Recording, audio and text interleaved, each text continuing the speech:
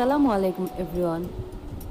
Juhi's food diary চ্যানেলের আজকের আয়োজন গোলাপজাম বা কালোজাম। আর এটা আমি আজকে তৈরি করেছি সুজি দিয়ে আর কিছু উপাদান দিয়ে, যেটা সবসময় ঘরেই থাকে। আপনারা নিশ্চয়ই দেখেই বুঝতে পারছেন এটা কেমন হয়েছে। ঠিক খেতে আলহামদুলিল্লাহ খুবই ভালো হয়েছে। চলুন তাহলে শুরু করা যাক। প্রথমে আমরা মিষ্টির শিরাটা করে নিব। এর জন্য একটা প্যানে চিনি নিচ্ছি 1 কাপ।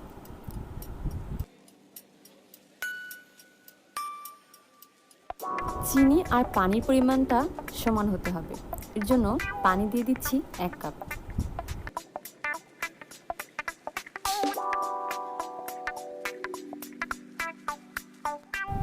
এলাচ দিচ্ছি 3টি, এতে করে সুন্দর একটা ফ্লেভার আসবে।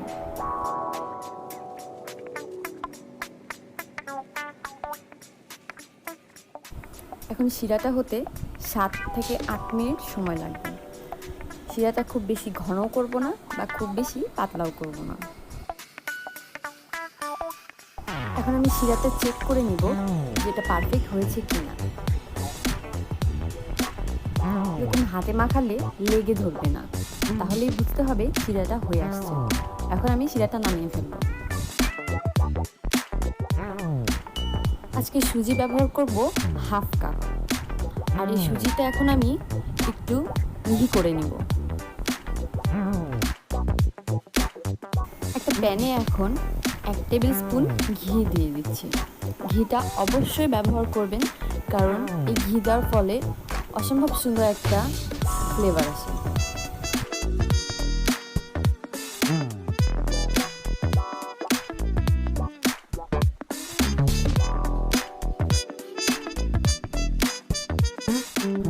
ঘিটা গরম হয়ে আসলে এখানে লিকুইড দুধ অ্যাড করব 1 কাপ।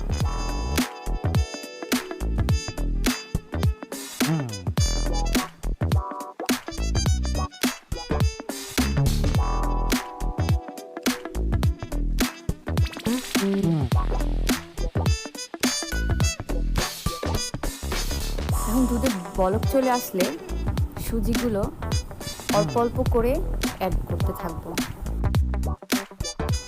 কখনো একবারে সুজিগুলো দিবেন না, অবশ্যই বারে বারে সুজিগুলো দিতে হবে। আমি এখানে 4 বারে দিয়েছি, কারণ একবারে সুজিগুলো দিলে দলা পেকে যাবে।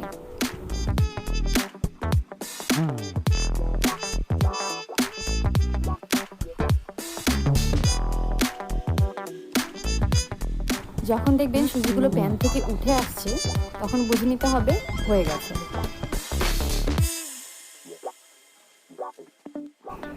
সুজিগুলো হালকা গরম থাকা অবস্থায় 1 টেবিল স্পুন ঘি আমি এর সাথে অ্যাড করছি।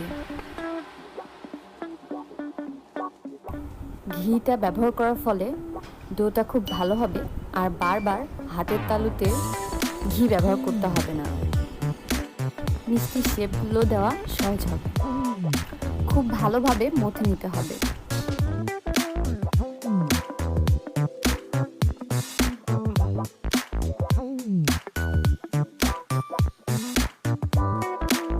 এখন মিষ্টিগুলো গোল শেপ করে নিচ্ছি। আপনারা আপনাদের পছন্দ মতো যে কোনো শেপ করতে পারেন। গোলাপজাম যেহেতু গোল হয় আসলে, তো আমি গোলই করছি।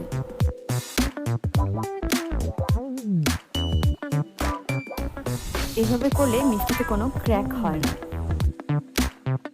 আমি বাকি মিষ্টিগুলো করে নিচ্ছি। 1/2 কাপ সুজি দিয়ে আমার মোট 7টা কালোজাম হয়েছে, আর সেটা বেশ বড় সাইজেরই। তেল গরম হয়ে আসলে আমি এখন মিষ্টিগুলো দিয়ে দিব, আর হিটটা থাকবে মিডিয়াম। বেশি হাই হিট থাকলে মিষ্টিগুলো ওপরে পুড়ে যাবে আর ভেতরে ঠিকভাবে হবে না। আমি যেহেতু ইন্ডাকশনে করছি, তো আমি এখানে পাওয়ার রেখেছিলাম 1000।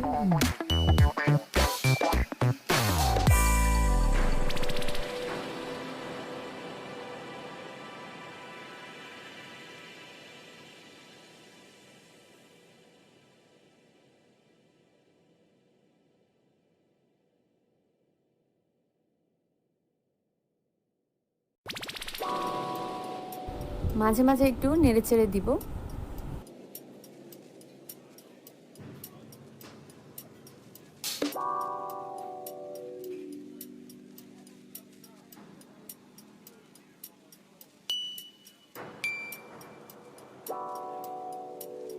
এরকম বাদামি কালার হয়ে আসলে অনবরত নাড়তে হবে, কারণ এভাবে রেখে দিলে পুড়ে যেতে পারে।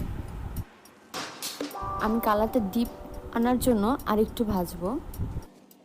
হয়ে গেছে, আমি এখন একটা স্ট্রেনার দিয়ে তুলে নিব এগুলো।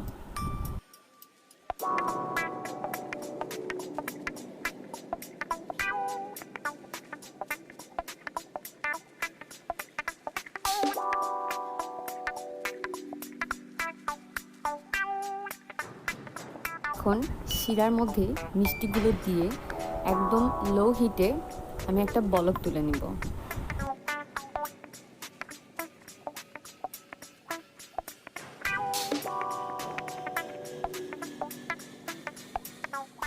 বলক আসলে এভাবে 3-4 মিনিট রেখে নামিয়ে ঢাকনা দিয়ে ঢেকে রাখবো 1 ঘন্টা বা 1.5 ঘন্টার জন্য।